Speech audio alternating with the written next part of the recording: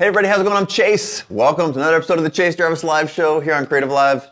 You guys know this show. This is where I sit down with amazing humans and do everything I can to extract all the valuable stuff out of their brains to help you live your dreams, whether that's in career, in hobby, and in life.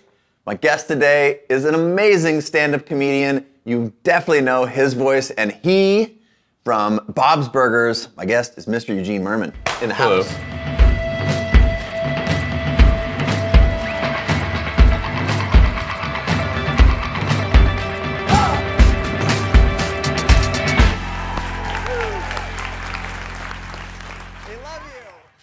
Hi. Thank you so much. This has been a couple years in the making. Yeah. Finally, we're here. I got to give a shout out to Megan. Thank you for introducing us. I had the good fortune of connecting, well, it was probably in Seattle a number of years ago, but I want to open with a little story. And the story is very simple. It is, we're sitting in Provincetown. Yeah. We're having lobster rolls in the summertime. It's Cape Cod. Yes, up on Cape Cod. It's just epic weather, perfect day. And we're sitting there, we're talking. And someone walks over, I think it was even a server, is like, one of you guys sounds just like Gene on Bob's Burgers. Didn't put your face with your voice. Right. And we kind of each went, I was like, was it me? Was it me? And then of course you open your mouth. And it was shocking to me that, I mean, I know you're human. And most people who watch you on stand-up know your face, but how, is it weird to have a voice that is like... I mean, no, is it your best feature? What I mean? No, I mean it's no odder than anything else. Meaning, some people know me from that, some from Flight of the Conchords or Delocated or stand up, and it's sort of all becomes a mishmash. The blender. But yeah, I mean, definitely now a lot of people from Bob's Burgers. What an epic show. And people do hear my voice and they go like, "Oh, that's weird. You sound like that guy." And then I am like, "I am that guy." Does it ever happen on the phone with customer service, like Comcast? It has not. It maybe has. I feel like occasionally at the end, maybe somebody will go like, "We're not supposed to say this." It's more like in a store or something where they're like, "My boss will kill me, but I really like you." I'm like, why would your boss be mad? But anyway, humor. Like I would call back angrily and be like, "Your employee said they like me." I'm furious. Let's go early career. Yes. So the show, the show we talked about before, but it's a lot of people who are aspiring. They want to live their passions, and they might be locked up in a cubicle farm somewhere. We're trying to get them out of that, or they're lifelong creators or entrepreneurs, and they're trying to figure out their next move. And so, not only are you inspirational, but I like to unpack early childhood and help people understand sort of what it takes to take that step into your dream. So, take me back. So I started stand-up basically, the summer after high school. And then I went to Hampshire College where you can design your own major. And so I majored in comedy. That's amazing. Did, I mean, when you're piecing together a major like that, you're sort of just doing what you think might work. So, I did stand-up shows at random. There was like a Chinese restaurant there in Hadley, Mass, where I did stand-up, and at sort of coffee houses on campus. And eventually I ran a weekly show because my thesis, my final project, was a 1-hour stand-up act that I sort of wrote and produced and performed. And it's funny doing something like majoring in comedy because basically what it turned out is all the different, like I sent out press releases, like I faxed press releases from whatever computer I had, which was my first computer that I'd ever had, like my senior year. And I didn't know if it would work. And I just faxed every newspaper in the area, college papers, whatever, and regular papers, and was like, "There's a kid doing a stand-up comedy show as his major. He's crazy." And then... How'd that go? Well, first of all, they all printed little things about it. Like they all, and then, there was one... The UMass paper wrote a story about it, and then the sort of weekly paper, not weekly, daily paper of the area, sent a reporter and wrote a little article about it, and then I was like, oh my God, you can tell the press about things and they'll come and write about it. But note to self. Yeah, and so when I moved to Boston, I would constantly fax things to the Boston Globe and to various radio stations. And I remember and then it started where like there was like a section that was like names and faces, which was like their kind of like Boston Globe's like celebrity section. And they would start like reaching out and going like, what are you reading this summer? And I remember saying that I was reading, I think it was like, I forget, like Wolverine and Kitty Pryde. It was like some like comic that was like probably like at that time 10 or 15 years old. A mini series, and I think they printed it. I think it just said probably like he's reading like Anna Karenina and Wolverine and Kitty Pryde this summer. But it was, so I did all that stuff, and I would, I always found it easier to start a thing than to become part of something. So I had a weekly show for a while in Cambridge at a place called the Green Street Grill. I had a weekly show there, and I would hand out like 1,000 flyers for it. And eventually I had a show on the 3rd floor of a Chinese restaurant in Harvard Square, the Comedy Studio, which had, been a club there for a long time and is now moving. But me and Brendan Small, who created Home Movies and Metalocalypse, and Patrick Borelli, who's now a writer at Fallon, the three of us had this, weekly show. But I would just go and hand out like, 1,000 flyers. What I did largely was basically like everything I thought you could do to try to become a comedian. At the time it was the mid and late 90s, and comedy had largely crashed in like stand-up. Like, yeah, because that was like early Richard Pryor big stuff, right? Right, or even like the 80s had so much stand-up, and then kind of as the early 90s approached, a lot of it like, there was just sort of a saturation of tons of people doing, I was just starting, but there was like all these people kind of, wherever you could put a microphone, they'd have a show, but you often wouldn't have enough comics that could do stand-up well. So it just kind of became so saturated, I think, that it kind of died. And by the time I started, I didn't have a particular, other than I knew I wanted it to be a career, I didn't really have an expectation of this is what it should be, or this is how it would work, And the thing about Hampshire that was great was that you would basically set a goal, and then you would just do all the stuff you thought you could try to make it work. And then you would do more of what worked.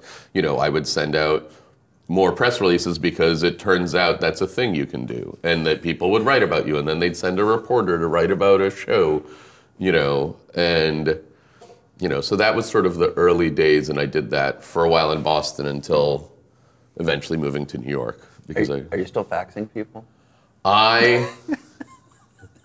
Seems like faxing was a big part of your... I know, it's true. I'm like, I have like, what you guys need is like what is it? Morse code. Anyway, telegraph.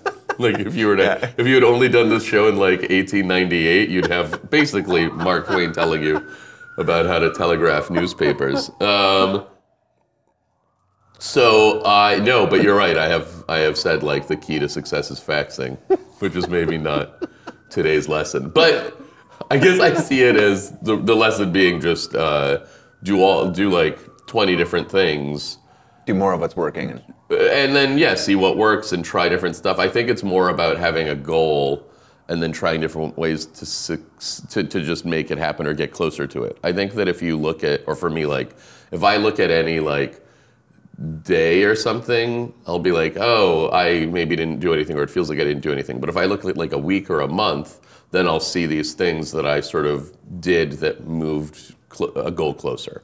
Yeah. And I think a lot of it is that it's this sort of like, it's about just having a sort of slow, steady, long-term kind of thing that you're slowly working towards, as opposed to thinking, like when people talk about like someone's break or anything like that, that always seems weird to me, because I think of nothing as like, I mean, there's things that you can do that are helpful to you, but without it, there's probably 20 other things that could have been or might be. So it's a little bit more of the daily drumbeat. So goal plus daily drumbeat. Yeah.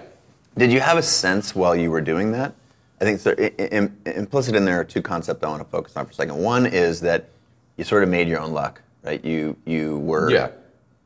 had a goal and you shit doesn't happen if you don't promote it. So you had to find a way to promote it, whether it's Well, faxing or smoke signals or right, whatever. or like there's modern no reason for someone to come to a comedy show of some guy that they don't know about, or a group of people that you don't really know about. So you'd try to convince them that it was, and then people would come and then they'd tell their friends, and then it was all that. Was it lonely and dark and slow?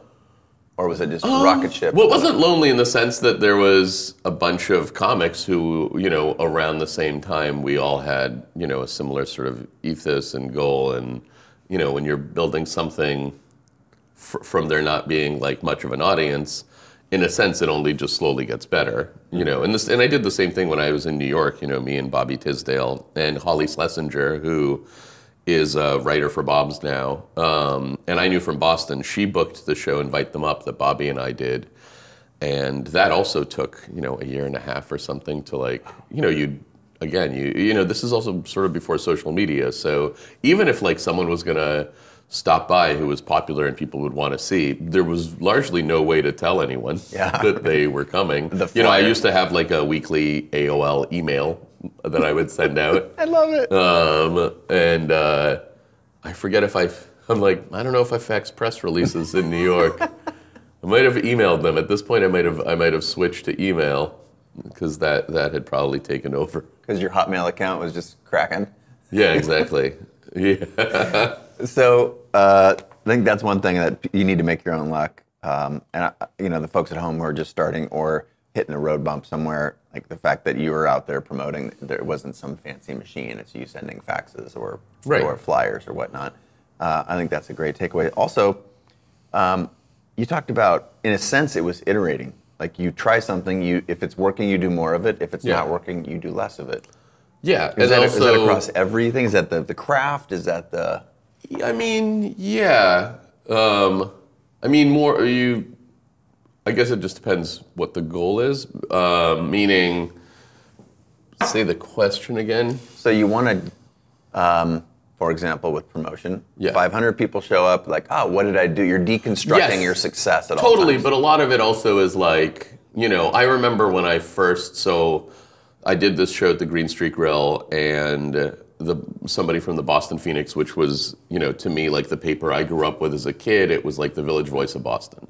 And somebody came and they wrote a story about it, and I was like, oh my God, here we go. This is now finally, there's a story in the paper about this fun comedy show that I'm doing. And I remember the following week, 4 people came as a result of that. There was maybe like 8 total, but 4 from the paper, and then 4 that were friends. And I was like, oh, I see. This is not, it's all very long, slow. So you sort of like, you have what, or to me, like, was a success, which is this, article that's right up. But then I, photocopied that article and put it with like a little flyer and like would hand that out. And, it all sort of, you sort of do what you can. But I definitely remember being like, now this is the thing, and this is my big break, and then it's like, oh, nothing is. Crickets. And everything, like, if you think of whatever like comics who are on a show that's like, from 10, 15, 20 years ago, and you think of it as the biggest thing, and then like it's, some shows stay forever with people and some don't. So it's sort of this continuous thing. I think when you freelance, you believe, in a sense, that everything can fall apart. And I don't know that feeling ever leaves you, at all. Even if it's like fine. And by all like observation, you'd be like, well, that's a crazy thought. Like I definitely have friends who I'm like, who in my head, I'm like, you're wildly successful. Like, how could you possibly be anxious about something changing? And then it's like, oh, I guess it's just forever, that anxiety. I wonder if that's a human, is that people like that become sort of creators and entrepreneurs, or is it when you're a creator and entrepreneur and you've had the rug yanked out from under you a couple times, you start living? Right. I don't know. Observation. Yeah. You're one of the, I think, I don't know my comedy genre as well as I should. It's all funny to me. But It's the next title of my album.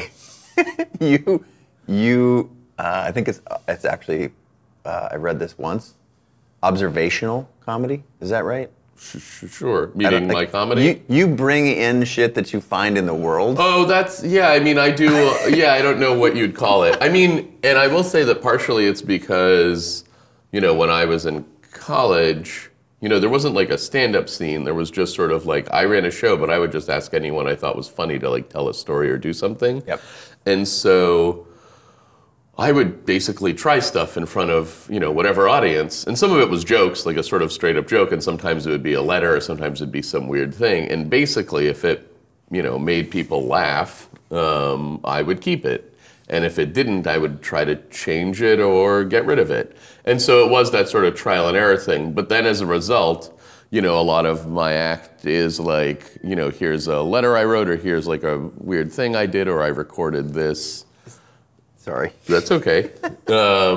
So yeah, it's become, a range of everything from here's an observation, or here's a story, here's an anecdote, and then here's some weird sort of like internet, not prank, but like sort of bit, like I made a LinkedIn profile, or I did this, but then I really do it, or like here's like a calendar I made of paintings, or I tried at some point to get paintings into a Whole Foods near my house because they said they were going to partner with local artists, and so I made a bunch of paintings.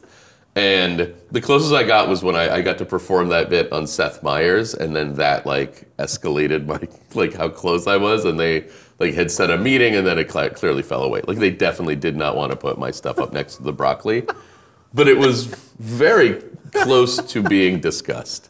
And I kind of was like, well, I mostly wanted to make the joke. And more than that. I would be very happy to have had it. And I had a lot of people being like, will you put the paintings up at like our cafe or gallery? And I was like, no, I really just want them at this Whole Foods. That's sort of the joke. But anyway. Well, what about the LinkedIn profile? Because I think I've heard that bit. Yeah, so that was basically, and it's funny, once I think I did it on like a special, then LinkedIn was like, oh, you can't actually. So but I basically wrote that I was the VP of PP of Verizon. And it like, when you're filling it out, it like, like a little drop down things like, do you mean this Verizon, like the official Verizon? And I was like, yes. And so as a result, for, 2 years or whatever it was, like I would get a lot of like, join this organization of vice presidents, and like, here's other offers for you. And they'd all be kind of within my area, various vice president and similar roles that they would be pitching me. And I imagine recommending me to whatever company, where like Pfizer is like, I don't know, the vice president of VP from Verizon, he would be perfect to run. So, yeah. Give me some more examples of that. So the LinkedIn, I had heard the LinkedIn one. So I took out Facebook ads at one point. That's the one I saw. Yeah. So I took out Facebook ads because you could just target, like you can go like, I want people who like hockey and Bell and Sebastian. And then you could put some really weird ad. And then here's the funny thing, you can also direct, I don't know if this is still true, this is, I did this, 5 years ago? So you could at the time direct them to any website. So you could be like, I want this weird ad, go hockey fans, and then sends them to CNN, or sends them to the White House, or a page, or like your website, whatever, you could put it anywhere. I don't know if that is still the case. I think it is. But I guess the assumption is no one will spend their money on ads for other people, but it also is very fun to play around with. And depending on how you do it, like so you can be either charged with people seeing it, or charged, I think, by clicks. And if you just do it where you don't care if anyone clicks on it, you just want it to appear, you can really reach a lot of people. It's very easy to reach thousands of people as long as clicking isn't what you're going for. As long as you don't want to be fully effective with your ad. While you're paying for the ad to go to someone else, yeah. Yeah, or whoever. You could spend I can't remember what I sent people to. I think at times it was my site, but at times it was just whatever I thought would be funny related to the ad. And is that your primary source of comedy? Like, I don't know what. It's a mix of that and anecdotes and things like it, things that sort of interact with the world, or are also, and a lot of it. Oh yeah, you know what it was. So the reason I did the Facebook thing. So a lot of it is triggered by something. So the reason I did a Facebook thing is because I can't remember if this was when my cat had died or before my cat had died, but basically ads possibly before started popping up for cat cremation service at your home. And it was sort of like cat, like pet funeral stuff. And I was like, and then the thing that made, and it was literally, I think it was meant that they would come to your home and take, I don't know, the way they presented it is that they will come to your house and burn your cat. Is definitely how, in its confined messaging, read. And so I was like, okay, how does this happen? What have I been looking up? Or has it just overheard? This is also several years ago when I think the idea that Facebook you're talking into your phone, you wouldn't think, or maybe it's at the beginning of you're talking and it picks up like you constantly going, oh no, my cat is dying. And then it's like, I got something for you. We'll come to your house and we'll burn your cat. And so and then LinkedIn, similarly, it was like tons of, for whatever reason, I think either people I knew or something, or I'd constantly get these requests. Like I think probably people putting it in their address book in or something. Yeah. And I was like, I don't need, like I'm not putting my resume out. And then finally I was like, fine. I'm going to put my resume. I will join LinkedIn. And I then went through and did all this stuff and was like, oh, you can write anything you want. This is a lot more fun than I thought because I'm not trying to get a job. So we're in a 90-degree turn here. Part of comedy, of course, there's the laughing part, there's the joy, I've seen you do karaoke. It's pretty entertaining. What about the hard parts of comedy? I think there's so much comedic genius that comes, it's a topic in our culture that it comes from a lot of pain, a lot of struggle. What sort of connection do you have with that, and or what should the folks at home who don't understand that, or help bring some insights to the? I think that it's the comedy tragedy, or I don't know. I don't know. That's it's kind funny. of I'm like, what? Help us understand it, because I consider myself an outsider to the comedy scene. I love it. I appreciate the craft, and I see the connection between like. Well, I think that it comes out. Everyone's comedy is from some version of their experiences and, how they sort of process it. So I think that, I do some stuff that's sort of like about personal things or, starting to do things that like come from sort of, I guess, tragedy. But also, even the like sort of angry letters I write or whatever, like it's all about like your frustration or whatever it is. And there's some comics who are like I don't know if you've seen Patton Oswalt's last special. It's wonderful, and he talks about like his wife dying, and it's a lot of it is very, very funny and very touching and very sad. But I think that it's just to every comic there's whatever inspires them. So some people are particularly good at sort of reframing pain or processing it through the funny parts of it, and there's funny. All of it, like lots of, like Paul F. Tompkins has a really funny story about his mom's funeral, and so everybody has their muse or their thing. Yeah, their thing, and some people do more of that, some do less. It's I don't know that everyone's tortured per se. Everyone has tons of sad things, and some people turn that into comedy, but some people, like Stephen Wright or like Emo Phillips, they do these sort of incredible one-liners, and it's not like, and I wouldn't be like, I bet those guys feel no sadness. But that's why I'm asking, right? Because it seems like, I don't know if comedy over-indexes on tragedy or over-indexes on pain, and I'm hearing you don't think it does. I think why culturally, I think that's a concept. Right, but that's because no one but that's like because the idea that like comics are sad is ironic, and the idea that like firemen or lawyers are sad, nobody cares. Like nobody, like how much, there's so much water around you, and yet, like, I don't know. So I think that Well, that's great, this is helpful. I think that it's, and also each person can consume whatever comedy they like. So if you're someone who really likes sort of like very personal or intimate comedy, that, you could do that. If you like sort of silly stuff, you can, and some comics are a mix of it all, Sure. So that's range. That's like range in acting or range. Right. But yeah, and some people do, like in acting, they'll do lots of different characters, and some people are just very good at, are kind of a similar person but emulate different emotions. Is it too inside baseball to talk a little bit about when you were talking about reading for Bob's? Yeah. That there's this other layer of like math. Well, that's for them to animate. No, I'm happy to describe. I mean, I only saw it once, but I'm happy to describe it. Yeah, I'm fascinated by, of course, and it makes sense now that you're talking about it, but it's a thing that I hadn't ever heard before. And that's part of what I want to do in the show is take people into like, what? There's someone who thinks about mouth shape relative to sound? So we go in, so we go in and record. So I'm generally actually in Boston, but sometimes in LA or New York. But we record on an ISDN line, all of us at the same time, on Wednesdays.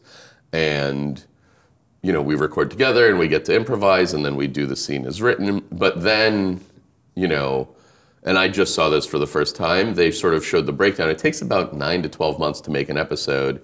And they 9 to 12 months. And they have, so they I think do like this very rough sketching and then, but they basically break down every syllable to the like one of the like 8 or something like mouth shapes.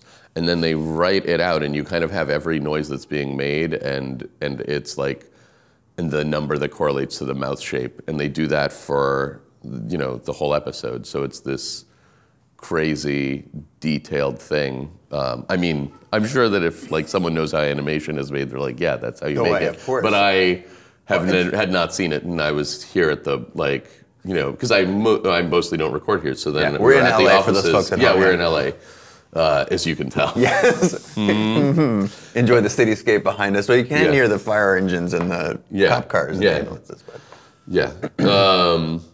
So it's this kind of neat but very, very involved process that there was like more. I mean, again, I saw it for the first time. There was much more, but it was pretty incredible. Can you do of the eight mouth shapes?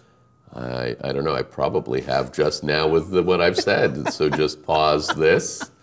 Other than maybe the Z or O. Oh, yeah. I hope it's 8. There's some animator being like, it's 9. It's 9. I can't believe. Yeah. But if it is 8, wow. Throw me under the bus. You really here. remembered that from that one time? Seems reasonable. Yeah. Go back to the source of your comedy. Yeah. Pop culture, you tell me, what do you consider your source? I mean, I consider it experiences, and there's this certain, the thing about pop culture, which I'm sure I reference. I think it's more like I had a bit about banner ads on MySpace. And it was basically that they would create these very divisive ads, but the goal was just for you to click on it. They didn't care what you thought about the thing, of course. Sure. And I remember thinking like, well, and the concept makes sense, but it's funny because MySpace has gone away. So I think that to me, ads have not, but meaning, meaning like I'll have references to a thing, that you're like, oh, that's not a thing anymore. I mean, not that you can't get it, but meaning I probably wouldn't be doing a bit about MySpace now, even though it's really about broader advertising. So in terms of pop culture, I'm sure I have plenty of references, but I think because there's elements of it that are fleeting, I try offhand not to too much, or something that's so in everyone's consciousness that, I mean, who could forget the A-Team? And the answer is probably anyone born after 1998. So. All right, so process. I'm obsessed with people's process. Mm-hmm. And you talked about in college, your thesis was an hour-long stand-up routine. Yeah. Take us into your process. Whatever the output is. Maybe let's not do anything about Bob's Burgers. Sure. That's just voice. You're reading somebody else's lines. That's, of course, a craft in and of itself. But let's talk about stand-up. Sure. So what's Eugene Mirman's process for stand-up? I mean, it's sort of having an idea, and then sometimes it'll be, especially these bits like LinkedIn or something, though again, that's maybe a little simpler, but some things where I'll have an idea and then slowly over a period of months, I'll be like, oh, maybe I could try it that way or this way or like do this sort of thing with the ads. I mean, with like the Facebook ads, I think I tried different versions of, and you try to pack as many jokes in. So it's sort of like, and then trim it if it doesn't work. So at first you have like, okay, well, you can write this funny ad, you can direct it at someone, you can, have it go to a website or whatever, but then you kind of find like, oh, is that too many things? Like, it's more funny to read the ads than it is to have like 4 other jokes on each one, but you can, so there's sort of this trial and error. But even to come up with it or like what you might do, or, I sort of also started taking, I think, screen grabs of actual ads they had to sort of set up like, this is the setup, this is what they do. And then of those also, like, do you read 1, 2, 3? Like you sort of do as many as are funny and then stop and then move on. So I think that a lot of my process is, you have an idea, or you have the thing that is funny to you, and then you have to figure out how to make it funny to people. And I've certainly had jokes where, like, I had a joke that a teacher. So a friend of mine told me that when we were in elementary school, that a teacher of ours told her to not be my friend because I was a loser, which is awesome. And so like it took me a very long time, and I was like, well, that's really funny, but when you say it on stage, people either kind of laugh because it's horrifying, or it's sort of like, well, what's the joke? Like, you just gave us what is obviously sad information. Yes. But and that's also funny, but it took me a really long time to figure out how to turn this like thing that I thought was a wonderful piece of sad, funny information into like an actual joke. So a lot of it is sort of time and trial and error, and you have these sort of ideas, and then... Are you writing these things? Yeah, I mean, I write them on my computer, but it's funny, sometimes I'll go back and see the joke written out, and it'll, be a little more like verbose, or it'll have like 4 more things that are like kind of funny, but like they don't seem as conversational, or it starts to feel like a little written or jokey or forced. So, but I'll try to go back and rewrite it and have it all written out. And then how prescriptive? Sorry, getting super no, nerdy here. Yeah. So you got an idea.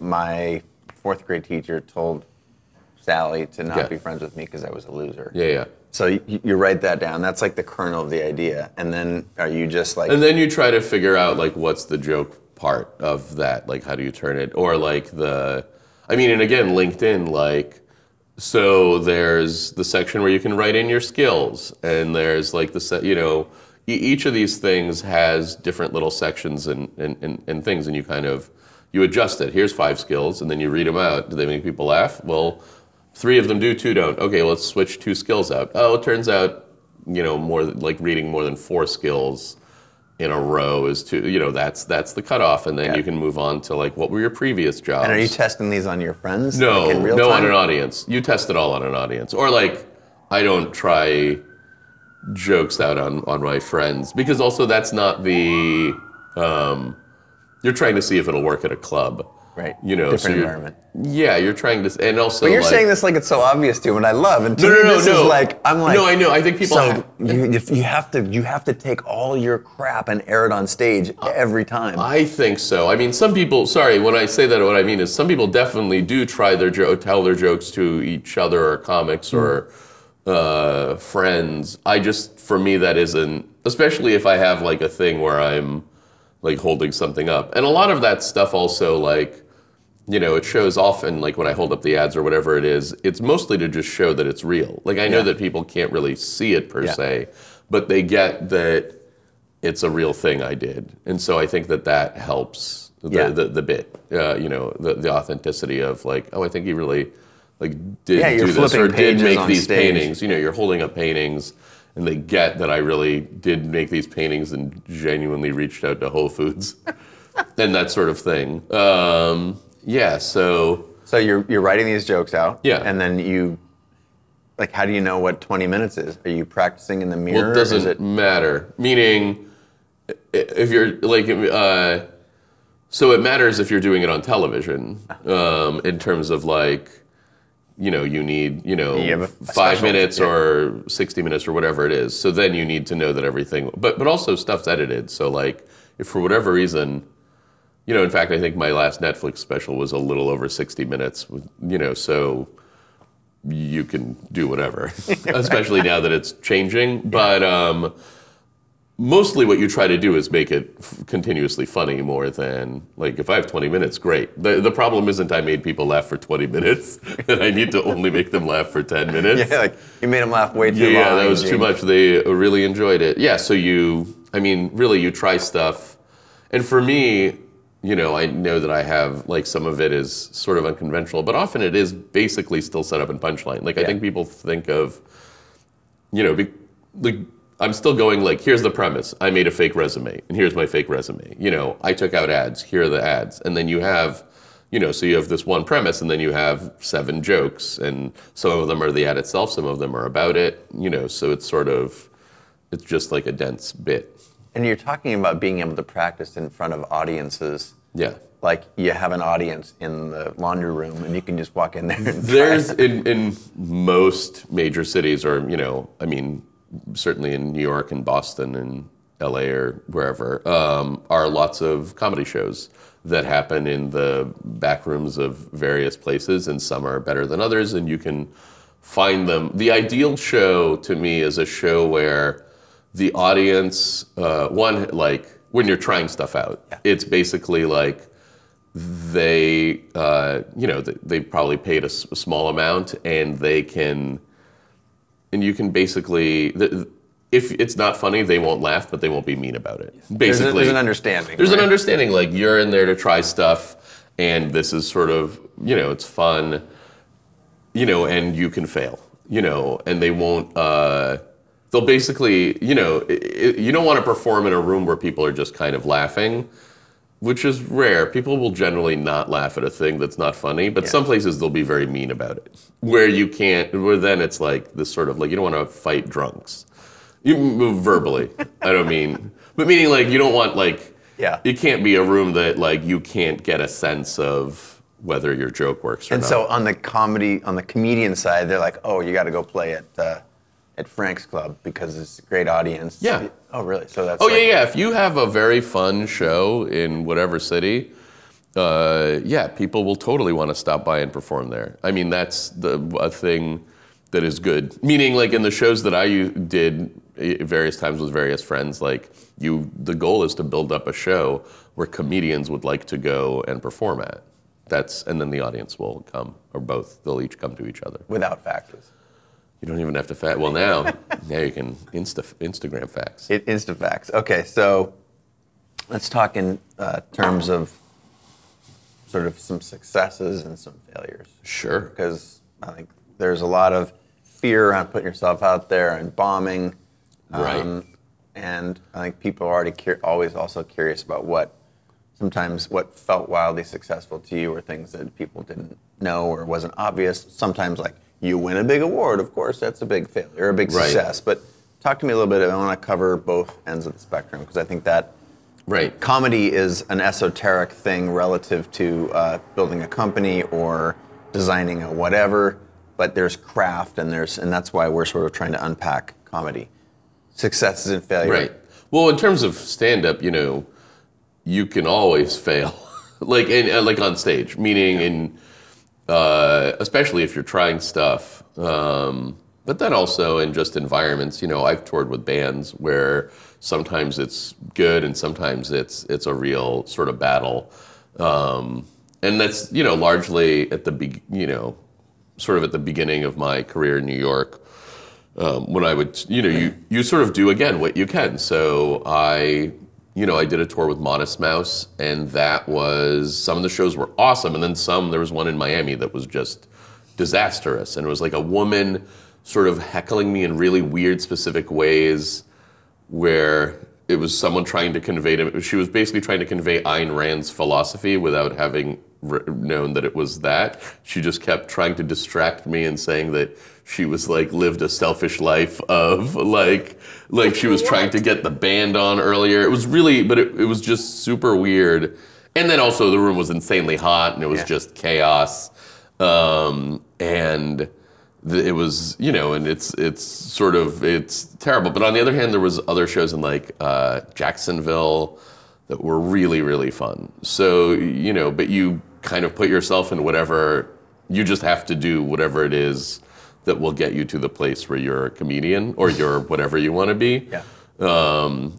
Is it small failures, like small having jokes completely flop on a regular basis that sort of builds up a muscle where you become inoculated against it? Or well, I don't know that it depends. I think once you have some now, like, or if you do it, like I've probably done stand up for 20 something years, so I don't know that you have a joke. You either have a joke work kind of or not work. You can be working it out and then it repeatedly sort of doesn't. You would never have, not never, you largely wouldn't have the same exact thing not work because you would change it. And what you could have is a joke that almost always works, and for whatever reason, whatever the environment is, it doesn't. But that's pretty rare. Like people, like I did a tour a few years ago with Flight of the Conchords, and those are playing like much bigger venues.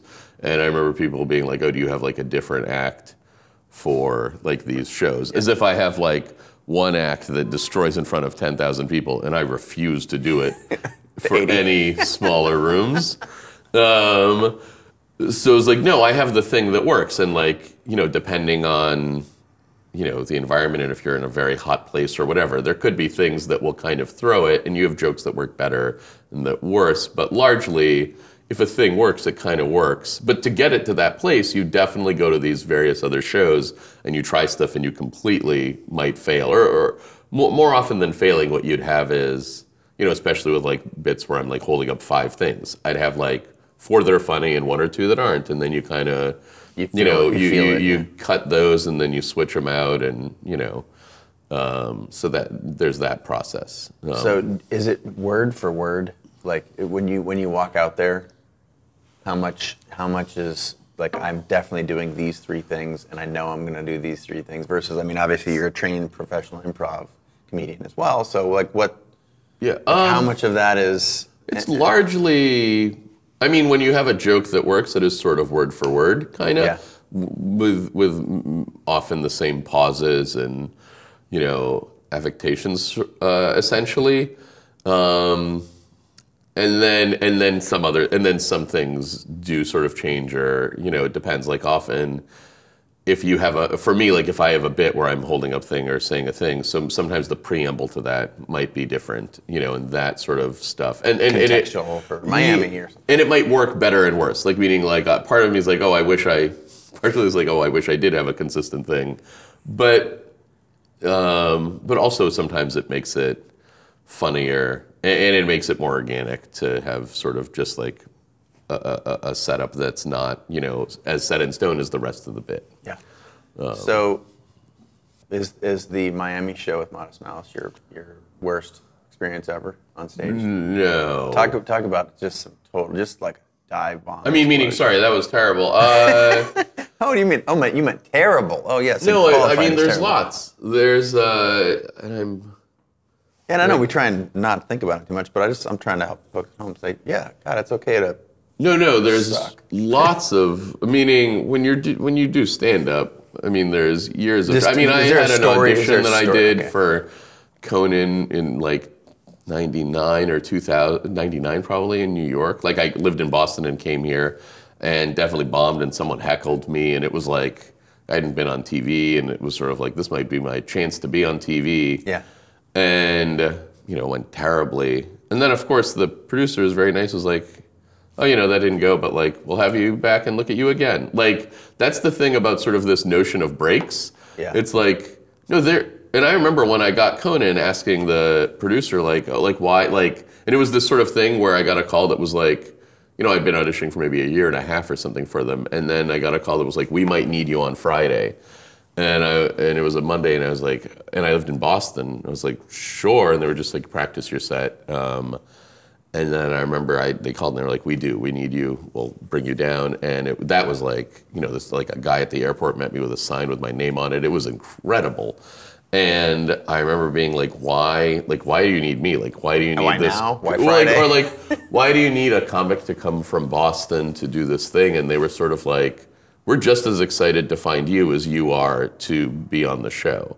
And it made me sort of realize that it was like, oh yeah, that like, they're out looking for people, and they like, if you have 5 minutes that are funny that you can do on television, you'll probably be on television to do those 5 minutes.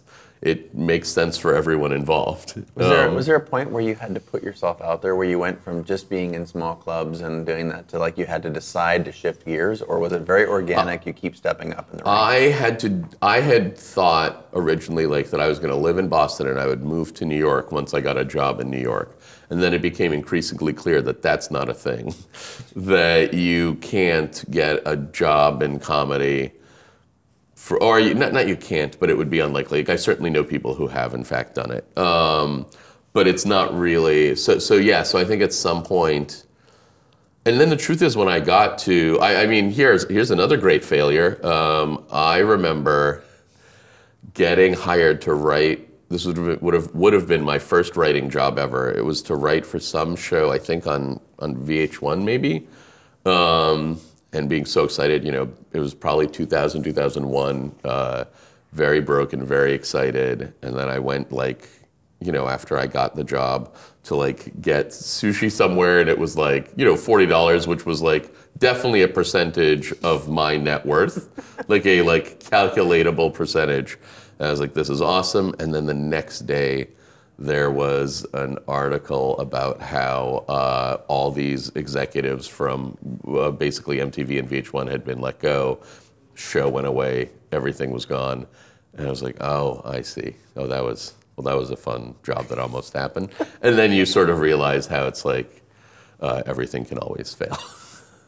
And is there to go back to I want a little bit more on that last question. So you have to ultimately decide that you're going to put yourself out there, and you have to throw your hat in the ring for the next level. Are there a series of levels, and what do you again, we're talking about comedy, but this is really about levels. Yeah, about everything in life. Like, you have to decide that you want the thing.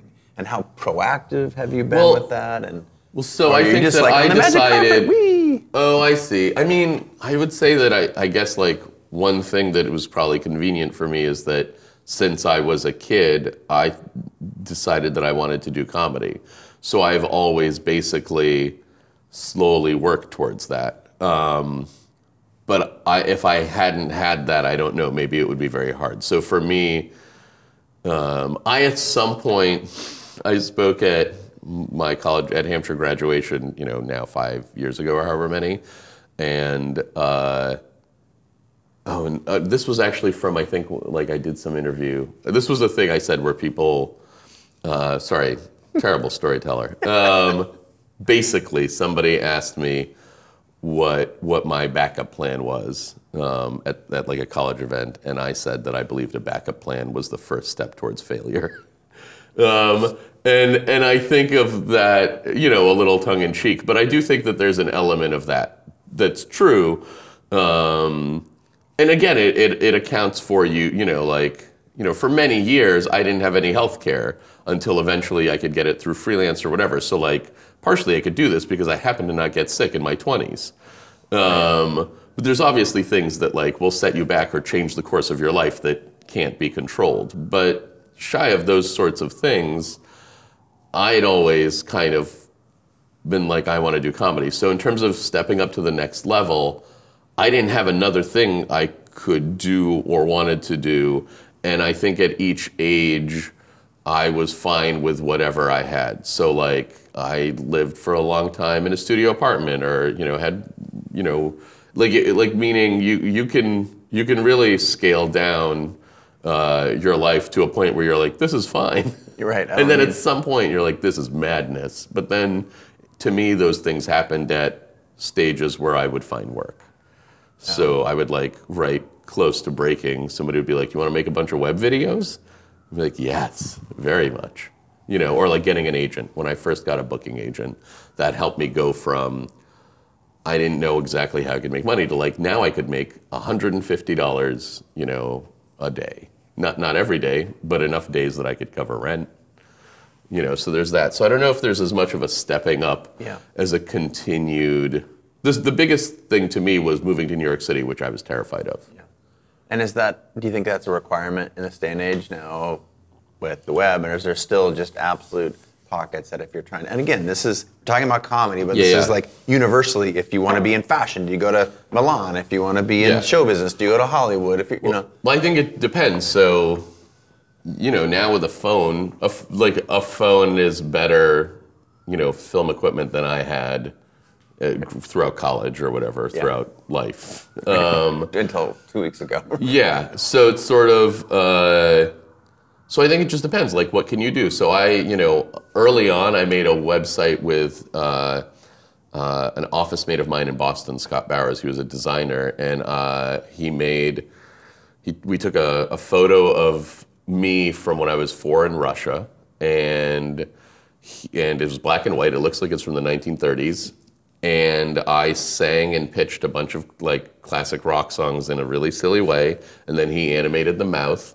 And that was like, that was the late 90s, and that went sort of viral to the point at which Pete Townsend from The Who emailed me and was like, I love your Who medley. And I put it up on my site. And I sort of was like, I don't know what I was trying to do with this website, but it definitely worked. And I also had made these little videos that also would go around, and they were like 1 megabyte. They were like, this is before YouTube, so it's like 98, 99, 2000. And those would sort of circulate. So I did that, in Boston, because that's what was within my means. A lot of it was literally me talking into a camera, saying silly stuff as different characters, making this website. So in that sense, you can do whatever, and you can, whatever's within your means. And if you can stay in Boston, now I'm back in Boston. The reason I can be back home is because now I've created a career where I don't have to be in a specific location, and that's my situation. I definitely couldn't have done it without living in New York for 17 years, but so I don't know. So you do or don't have to go to New York or LA. I think if you want to be a comedian, it would help to move to New York or LA for 10 to 20 years, but just to put a little time marker on it. I mean, it depends what you want, but I know people who live in Texas and have a career, and it just depends what you want. What you enjoy doing. But there's clearly a scene that you have to be a part of, right? Don't you think? Is there a thing, or is that still? I mean, it just depends. I'll call it a community, because a scene sounds too trendy. Yes, I think being part of a comedy community, and certainly I was, and remain part of a comedy community. I think that's really helpful. But again, I think it's whatever works for you. So if you have a way, I think like in terms of comedy, if you're a comedian who can get on stage and kill for 45 minutes, you're just going to be a professional comedian. Someone will want to put you on television. They will want to, have you do a show with them or whatever, and admittedly, you need to be seen by people who would put you in those positions, but that isn't, if you become, then you have to come to LA or New York for whatever period of time, the more people you meet. But it's like any job or anything in life, sort of. You have to make inroads with people, but it's much more about being good at the thing you do personally. Yeah. Where, you find, like... You can meet a lot of people, but if you don't got the craft, it's not going to stick. Right, and I think it is much more about tenacity and craft. Like, I feel like people sort of talk about talent, but I think that there's people like you see who are like, oh, that person is like gifted at music and impressions and all these things, and that is clearly helpful. But a lot of it, I think, is really just tenacity. And there's plenty of people who are huge, who were like, mediocre when they started, and then like really just, they go do 10 shows a night, and they just get better and better and better over years. And admittedly, that's also someone who has the time to do that, and what put them in that situation, I don't know. Or they create the time for themselves to do that. Right. But I mean, it means like they, the people I'm thinking of, like, it's before they have children. Yeah, they it's ate that sort of ramen thing. and lived in a Yeah, it would or like had 4 roommates or whatever it is, you know. I mean, and now also some places like New York maybe is particularly expensive, but I think LA and other cities, like you can totally live outside of New York in a place that you can go and do comedy shows. Yeah. So I want to talk a little bit, shift gears. This Sure. has all been about craft and about sort of career and career arc and managing a lot of stuff. Let's talk about personal. Sure. So you referenced being born in Russia. Yes. And what impact do you think that has had on you personally or relative to your career? Anything that's, you know, extreme positives or negatives? How do you... I mean, I think it makes me, you know, in certain ways very optimistic. I think that I have a very genuine belief in the American dream. I think of it as very practical and reasonable. Yeah. Which I think also is probably, you know, is helpful only in that even if I'm wrong, the belief that you can do a thing is probably so helpful to doing the thing. Yeah. So I think it's had that kind of impact. And then also it created for a traumatized childhood in terms of being like the Cold War, Yeah. you know, and growing up with like Russia as the enemy. Yeah. And Were you overtly the Russian kid at school? Yeah. Like in 6th grade, I remember being blamed for when the Russians shot down a Korean, or maybe it was 3rd grade, Russians shot down a Korean airliner. And definitely kids were like, you shot down a Korean airliner. And I was like, I didn't, but why are you threatening me if you think I shot down an airliner? But yeah, there was like a lot of that kind of thing of people thinking I was a commie, even though I really don't like communism because I'm one of the people here. who left. Yeah, clearly I'm here. Yeah, but that's not what, you know. So there was tons of that. Yeah, any detail you care to share about the leaving comedy or leaving Russia? I mean, I was 4. You were like 4. You're like, we're out of here, guys. Pack your bag. Parents were. Yeah, I mean, I think that my parents were like, we should get out of here. You know, I think Russia is a some version of anti-Semitic and communist, and I think it just makes for a bummer of a time. Is the feeling I get. Actual Moscow, right? Is that where you guys were? We were from Moscow, yeah, but I don't, you know, and I haven't been back, and I know when I've wanted to, and I want to go, and hopefully at some point I will, you know, yeah. So, but, you know, my experience of coming here was mostly that I don't remember Russia. I mostly remember here. Yeah. Do you still feel a connection there? You said you wanted to go back, but is that I think it would be interesting. Yeah, I mean, I feel a connection. Like I speak Russian to my parents and, you know, to some Russian friends and stuff, but. Yeah, I don't know. I mean, mostly because I'd be curious. Yeah. Because it's a country that I, you know, feel half tied to and half don't know at all. And has that in any way, is that material for you? Do you, like, I haven't really heard you use any of that material. And is there a reason that you're not tapping into that? It's just not. Well, no, I mean, I think I've maybe mentioned or told stories, or I don't know. There isn't a reason. Meaning, like, the reason would be if I thought of a funny thing. I would certainly, if I thought of jokes involving the Cold War, like from my experience as a kid, or, you know, obviously Russia's in the news now, so it's like I easily could do something. But my reason for not doing anything is basically that I don't have anything particularly funny offhand that I thought of. You were 4, right? Yeah, and I probably, I mean, I feel like I've referenced it, and I've certainly actually like on home movie, or actually like. I say that I haven't done anything, but I played a sort of goofball Russian hitman / stand-up comic on Delocated on Adult Swim. So that's totally a use of all that, like meaning I spoke Russian on the show, and there's other things where I've done like a sort of like Russian accent. So yeah, so I've used it that way, but I haven't like, you know, done I guess regular stand-up. Was there any particular events besides getting picked on for blaming the shooting down of an airliner? Anything else that really did impact your career, you feel like? Or is it just a bunch of small, like, the same things that we've all experienced? Like? I think it's like largely the kind of like the way, you know, the way that everyone feels like junior high wasn't a great time. So I think like my version of that is that, there was like a lot of Cold War stuff. So it was like whatever goes into like being a weird kid. And at some point also probably it went from like, oh, that kid is like a Russian commie to like, that's just a weird kid. I don't like him.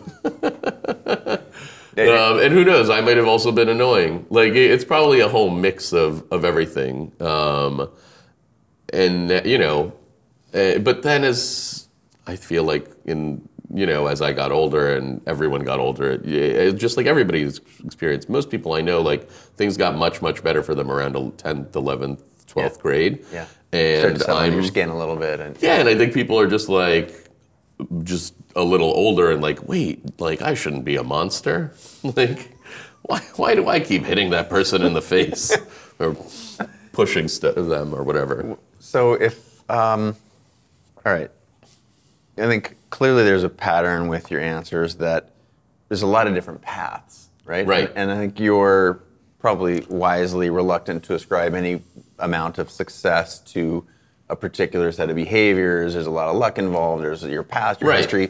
But there has to be some, like, what is a consistent thing that you feel like has, was it just declaring that you wanted to be a comic? Was it just relentless and ruthless effort toward the thing that you cared about? Was it all of these things, none of these things? Like, I think it's all that stuff. I mean, I think that to me, luck is the part where like you're like physically able sort of to accomplish these things, and you have also, when I first lived in Boston, I, worked at an ice cream parlor, and I, tempted Fidelity at one point. But when I was temping at Fidelity, I was answering phones, and I would basically do it for 2 or 3 days and then call in sick the other days because my rent was $262. And so I was kind of like, all right, well, I made that, and, I can make like $80 from my comedy show, and that's basically the money I need for whatever, a week or something. And so a lot of it was just like, you just had the bare minimum of what you needed, and then you could do the thing. And also, I was like 20-something, and that seemed fine. Like a mattress on the ground seemed great. Great, I got a place to sleep. Yeah, who needs a frame? And then at some point, I was like, oh my God, I need a frame. I'm 29 years old. I think box springs are overrated. I don't know. Yeah. Maybe that's a thing of the past. But yeah, I think that, that sort of thing aside, like, I think it's just,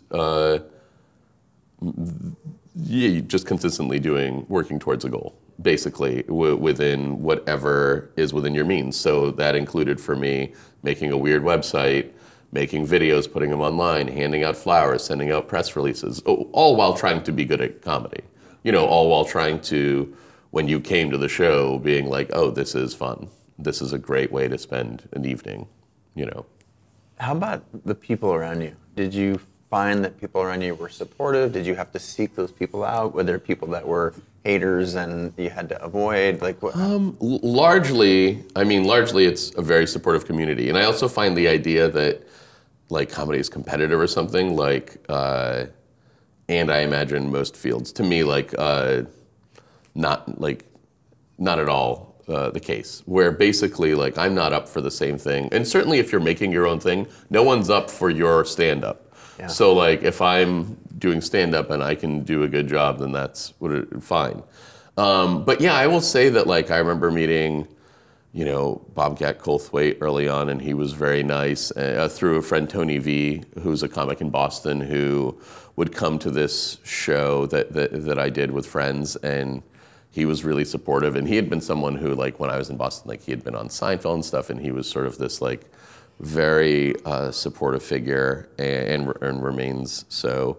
And then there's comics, when I got to New York, I toured eventually with Stella, which is a comedy troupe of David Wayne, Michael Ian Black, and Michael Showalter. And they were really, instrumental in helping me, as well as Patton Oswalt and David Cross and Todd Barry. There's a lot of comics that, that have been very supportive and very helpful, and you kind of, but John Benjamin, and he's someone who I tour with now a lot, and you sort of meet different people, and then you find people you like collaborating with or touring with, or people that, there's comics that like I try to help, and I think it's a very warm, very supportive community personally. Yeah. Yeah. I'm also guessing on that last line of questioning that but it sounds to me like you're reluctant to give advice. What do you mean? I'm picking that up from just like, I think you're what's like, the advice? I guess like, which is good. It's in there, and I'm drawing it out. No, I'm like, what?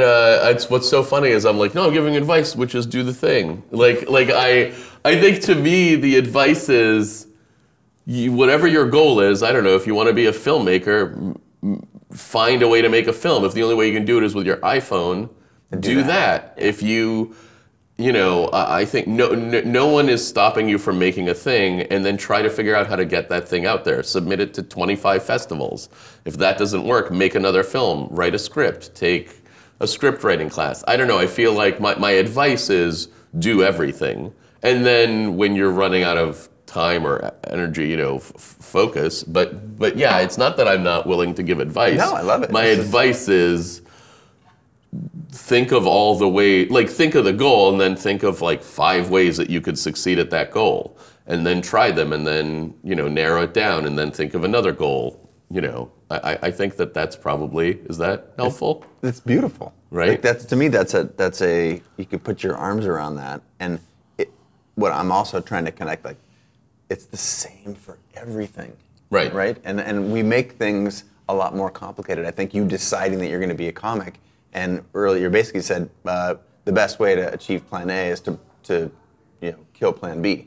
Right. There is no other Plan B. Right. I also was 18, so I think if you're anywhere under the age of 23 right now watching this, you can totally just start right now and you'll be fine. And if you're 40, you'll also be fine. I know people who started doing comedy when they were 40. And are now wildly successful. They just had to make some special concessions with their mortgage and their family or whatever. Or they were in New York and they had none of those things. Right. But as New York often can do. Yeah. But yeah, I mean, yeah. So my advice is that you should, in a thoughtful way, spend all your time trying to achieve your goal through whatever means you have access to, and think of what. I think that people maybe don't think of what their opportunities are, or what's in front of them. And I know that it's a terrible slog, and there's so much failure, and it's years of it. Yeah.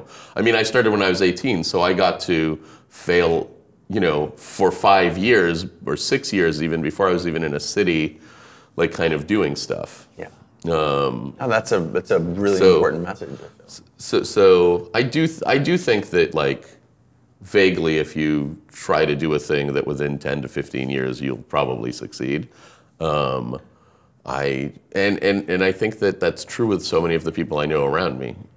Most of the comics that I started out with in Boston, who moved to either New York or LA, I think they all became professional comedians.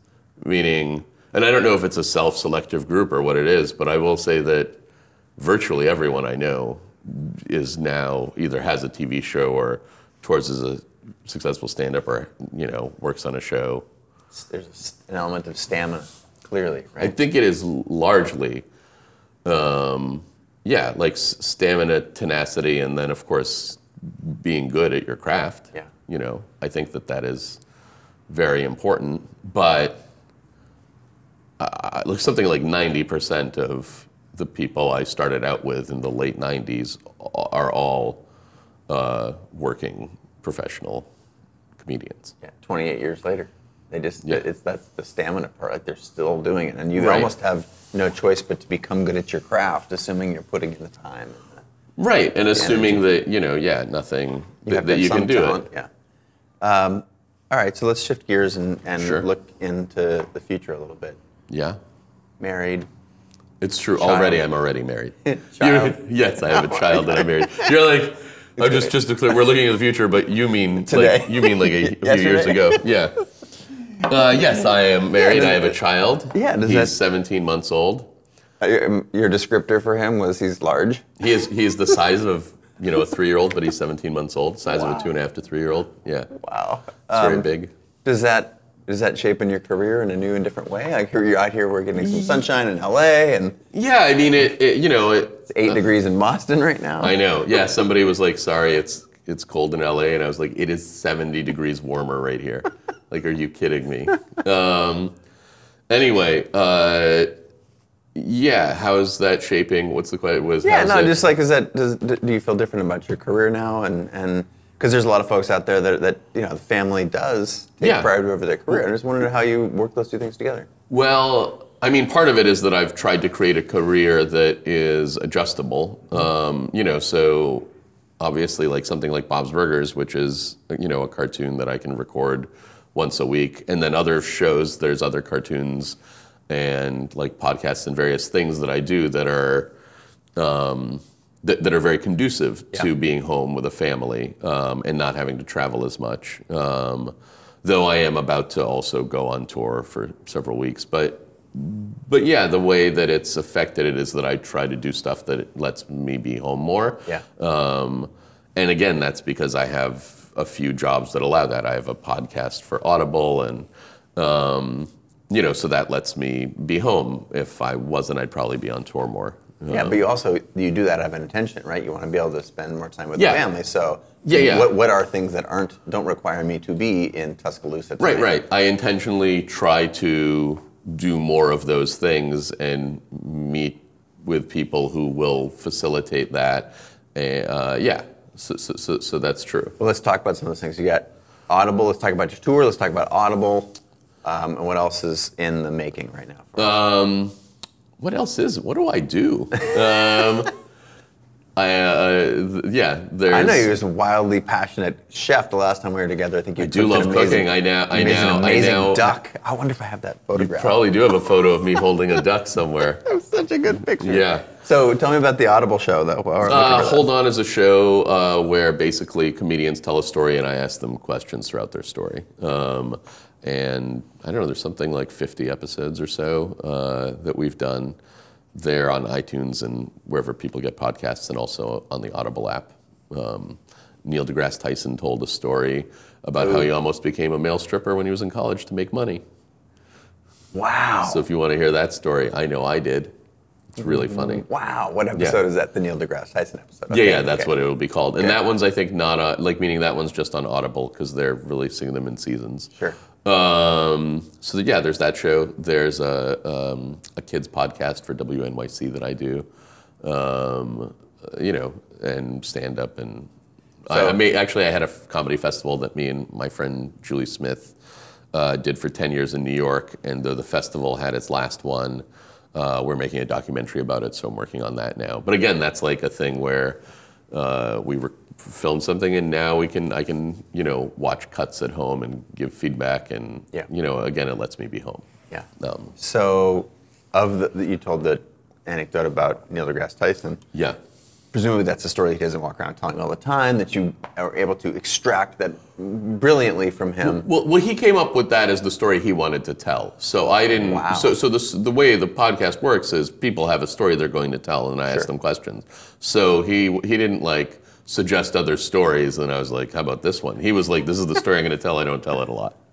So it was great. Do you have one of those for us today? No could be the answer, but let's try and find one. No. No, meaning I could sit and try to think of something. The way the podcast works is that people are asked beforehand. They know. I know. So I get it's sort it. of like. Is there something that you have told to some friends that you would share with us today?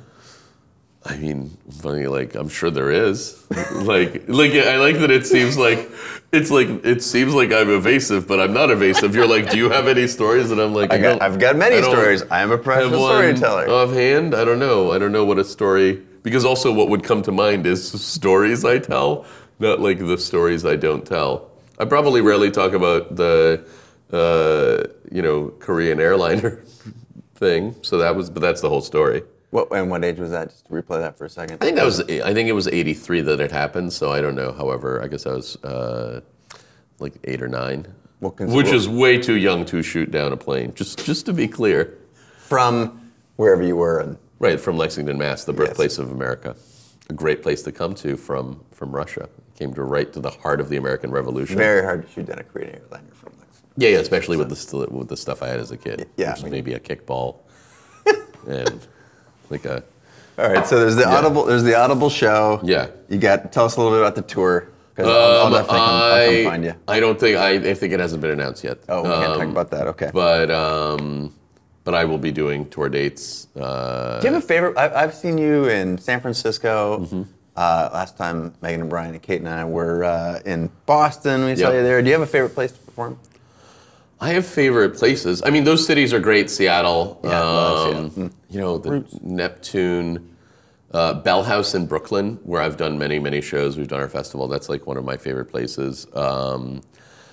Paradise Rock Club in Boston. The Black Cat in D.C. and Cat's Cradle in North Carolina is great. And then Austin as a city. So anyway, I mean, I like all the places that lots of people come to enjoy comedy. Like I could keep naming. But I've also like had like a wonderful time in like Portsmouth, New Hampshire. Like there's tons of sort of, I don't know, just like smaller cities that are great. Favorite co-conspirators? So Julie Smith, who I produce a lot of stuff with, we did her festival and various shows together. She's someone I adore working with. You know, comics, you know, John Benjamin and Kristen Schaal, Kurt Braunohler. There's a poet who I adore, who I have open for me now, Derek Brown. He's really funny and just wonderful. Did he open for you at Sketchfest in San Francisco? He probably did, yeah. He's amazing. Really? I met him through David Cross and Amber Tamblyn. He officiated their wedding, and he's just amazing. He has this just an amazing way with words and like to, I don't know, I think convey things that, it's probably like stand up in a certain way where like convey things that are very familiar, but you'd never thought to look at it that way. Now this is a personal, like I'm taking notes right now and I ask these questions for people like, who do you like? And then we can sort of go off and explore that. So. Yes, those are, Derek Brown, really amazing. So yeah, those are some of my favorite co-conspirators, I'd say. I love it. Yeah. Thank you so much for being on the show. I hope I have helped people become photographers or writers. No, I mean, like literally, the goal is to.